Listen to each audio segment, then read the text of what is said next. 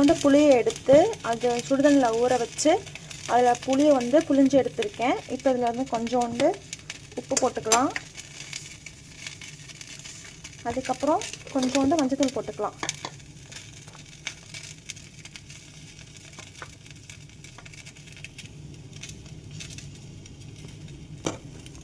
இது இப்போ வந்து கொஞ்சம் இதோட பாதி அளவு வர வரைக்கும் கிண்டிக்கலாம். இப்போ இது நல்லா கொதிச்சு வந்துடுச்சு. இப்போ இது நல்லா சுண்டிடுச்சு. இப்போ இதை தனியாக எடுத்து வச்சுக்கலாம். இப்போ இன்னொரு பாத்திரத்தில் நல்லெண்ணெய் ஊற்றிக்கலாம்.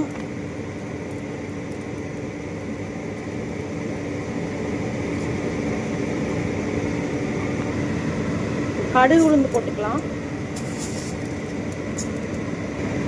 கொஞ்சோண்டு வெந்தயம் போட்டுக்கலாம்.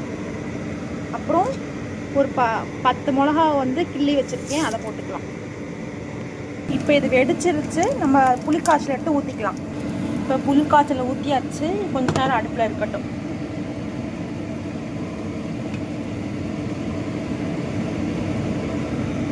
இதுக்கு கொஞ்சோண்டு சர்க்கரை மட்டும் போட்டுக்கலாம். கொஞ்சம் சர்க்கரை போட்டுக்கலாம்.